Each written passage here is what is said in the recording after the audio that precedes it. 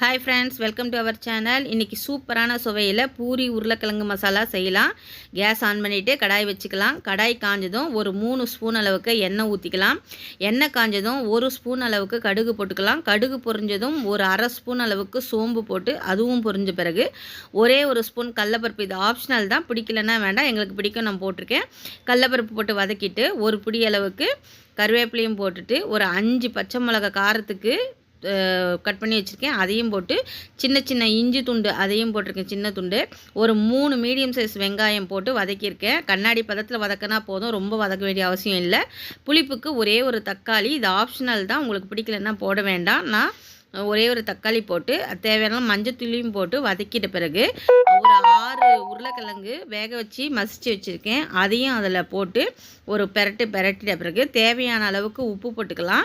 உப்பு போட்டதும் நமக்கு எவ்வளோ தண்ணி வேணுமோ அந்த அளவுக்கு நம்ம தண்ணி ஊற்றி கொதிக்க விடலாம்.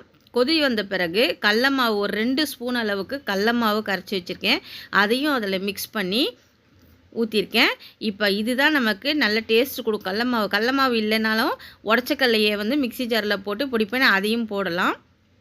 இப்போ பெருங்காயத்தூளும் கொத்தமல்லியும் போட்டு நான் நல்லா கிளறி மூடி வச்சுருக்கேன். இந்த சூட்லேயே அந்த கடல மாவு கொஞ்சம் இறுகும், அதனால தான் அந்த தண்ணி பதத்துக்கு ஆக்கியிருக்கேன். இன்னும் கொஞ்சம் சூடு குறையும் போது நமக்கு கட்டி பதத்துக்கு வந்துடும். உங்களுக்கு அப்பயே தேவைன்னா நீங்கள் இன்னும் கொதிக்க வச்சு ஆற பண்ணி வச்சுருக்கலாம்.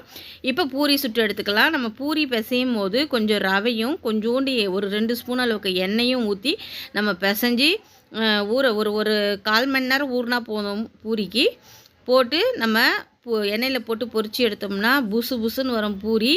இதுதான் பூரியுடைய டிப்ஸு.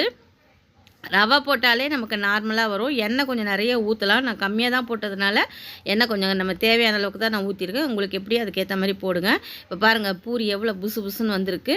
சூப்பரான பூரி உருளைக்கிழங்கு ரெடி. இந்த வீடியோ பிடிச்சிருந்தா லைக் பண்ணுங்கள், ஷேர் பண்ணுங்கள், கமெண்ட் பண்ணுங்கள். தேங்க்யூ.